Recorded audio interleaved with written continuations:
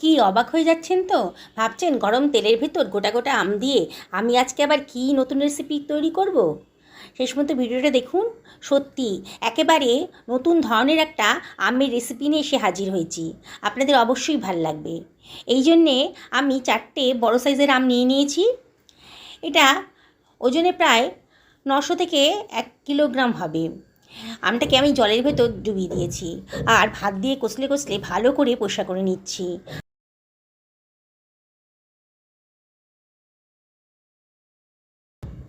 খুব ভালো করে ধোয়া হয়ে গেছে।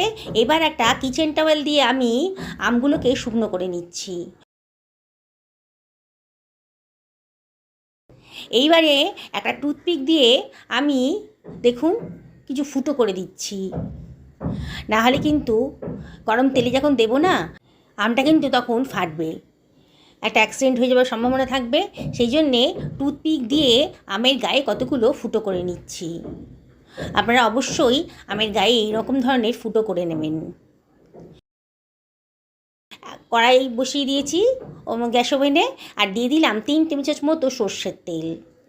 তেলটা গরম হয়ে গেছে যখন, তখন দিয়ে দিলাম সামান্য একটু লবণ। লবণটা দিলে তেলের কাঁচা গন্ধটা আর থাকে না।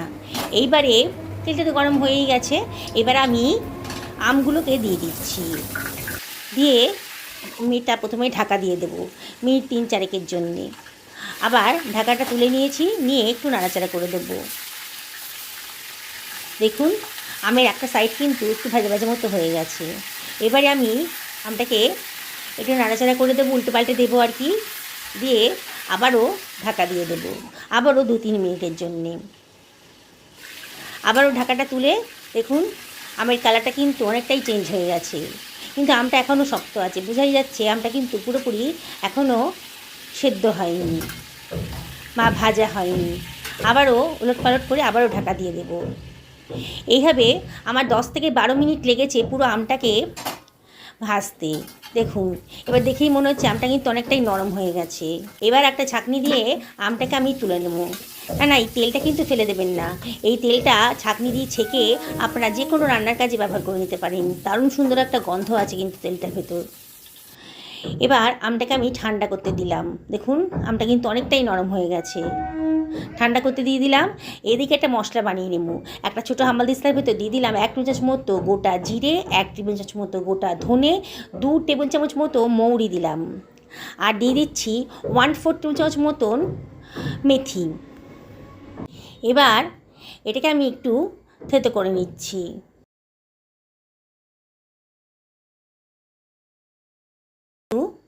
হয়ে গেছে, আমি দেখাচ্ছি দেখুন।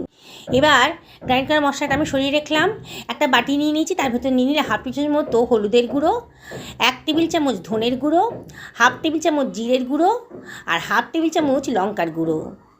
আর এর ভেতর আমি দিয়ে দেবো 1 টেবিল চামচ লবণ, আর দেবো 1/2 টেবিল চামচ বিট লবণ। বিট লবণটা দেওয়ার চেষ্টা করবেন, খুব সুন্দর একটা টেস্ট আসে। এবারে আমি 2 টেবিল চামচ জল দিয়ে দিলাম, দিয়ে মশলাটাকে ভালো করে গুলে নেব। মশলাটা ভালো করে গুলে নেবেন, তাহলে রান্নার খুব সুবিধা হবে। দেখুন মশলাটা কিন্তু ভালো মতন মিশে গেছে জলের সাথে। এবার এটাকে আমি সরিয়ে রাখছি। আমগুলোর গায়েতে অনেক তেল লেগে আছে, একটা টিস্যু পেপার দিয়ে আমের তেলটা আমি শুকিয়ে নিচ্ছি। দেখুন টিস্যু পেপার দিয়ে যদি না থাকে, তাহলে কিচেন টাওয়েল দিয়ে আপনারা আমটাকে মুছে নিতে পারেন, তাহলে আমের গায়ে এক্সট্রা তেলটা চলে যাবে।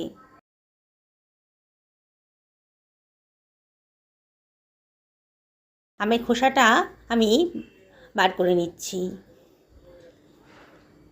দেখুন আমি কীভাবে করছি। এবার খোসার ভেতর থেকে চামচ দিয়ে ভেতরে পাল্পটা আমি বার করে নিচ্ছি।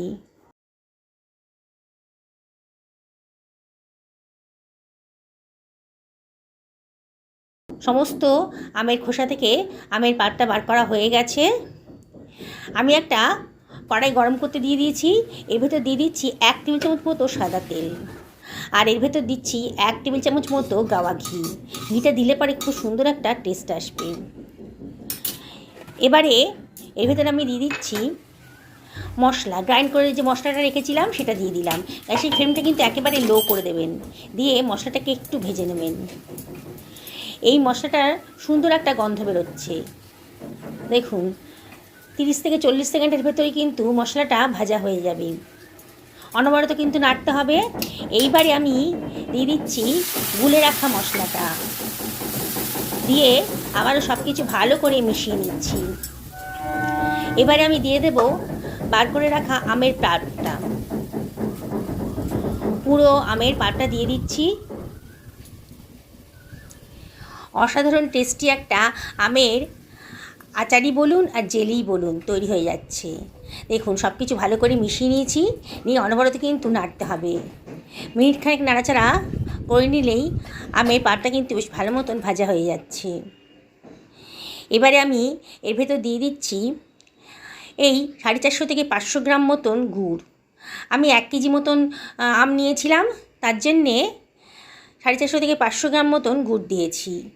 তবে অবশ্যই চিনি দেন কিংবা গুড় দেন, আপনারা নিজেদের পছন্দ মতো দেবেন। কে কীরকম মিষ্টি পছন্দ করেন সেই অনুযায়ী দেবেন। এবার একটু নাড়াচাড়া করে দিলাম, মানে মিশিয়ে দিলাম সব কিছু। গুড়টা কিন্তু গলতে শুরু করে দিয়েছে, অনবরত কিন্তু নাড়তে হবে, নাহলে কিন্তু পোড়া ধরে যাবে। বন্ধুরা, রেসিপিটা যদি ভালো লাগে তাহলে লাইক করবেন আর কমেন্ট করে জানাবেন যে আপনাদের কীরকম লাগলো। পুরনো বন্ধুদেরকে অনেক ধন্যবাদ, তারা তোমার পাশেই আছেন। তাদের সাপোর্টের জন্যই আজকে এত দূর আসতে পেরেছি। আর নতুন বন্ধুদেরকে রিকোয়েস্ট করব আমার চ্যানেলটা সাবস্ক্রাইব করার জন্যে, পাশে থাকা বেল আইকনটা অবশ্যই ক্লিক করে দেবেন, তাহলে আমার রান্নার নোটিফিকেশানটা আপনার চটজলদি পেয়ে যাবেন। ঘরে থাকা উপকরণ দিয়েই কিন্তু আমি রান্না করতে বেশি পছন্দ করি, তাই আমার রান্নার রেসিপিগুলো আপনাদের কীরকম লাগছে অবশ্যই কমেন্ট করে জানাবেন। দেখুন কথা বলতে বলতে আমার গুড়টা কিন্তু একেবারে গলে গেছে আর ফুটতেও শুরু করে দিয়েছে। আমি কিন্তু খুন্তি নাড়ানো বন্ধ করিনি। দেখুন কি সুন্দর কালার এসছে। এবার আমি হয়ে গেছে, গ্যাসের ফ্লেমটা অফ করে দিলাম। মিনিট 5 আমি রান্না করেছিলাম। তারপর গ্যাসের ফ্লেমটা অফ করে দিয়ে আমি একটা বাটিতে সার্ভ করে দিচ্ছি। দেখুন কি সুন্দর কালারটা এসছে। আপনারা এটা সারা বছর ধরে সংরক্ষণ করতে পারেন। আমি নানান রেসিপি তো আপনারা খেয়েছেন, আজকে এই রেসিপিটা করে খান।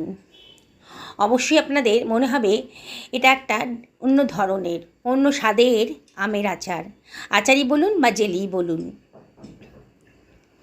আপনাদের খুব ভালো লাগবে। বাড়ির বড় থেকে ছোট সবাই কিন্তু খুব পছন্দ করবেন। দেখুন কালারটা দেখুন, কি দেখেই খেতে ইচ্ছে করছে না? তাহলে দেরি করবেন কেন? এখন কিন্তু বাজারে প্রচুর আম উঠেছে, আর আম কিন্তু অনেক সস্তাও হয়েছে। দেখুন আমি আরও দেখাচ্ছি। আমি আঠিগুলো রেখে দিয়েছি। আমরা আঠি খেতে খুব পছন্দ করি। আপনাদের যদি মনে হয় তাহলে আঠিটা বাদ দিয়ে পাল্পটা নিয়ে নেবেন, নিয়ে আঠি ছাড়াই করবেন। সকলে ভালো থাকুন এই কামনাই করি।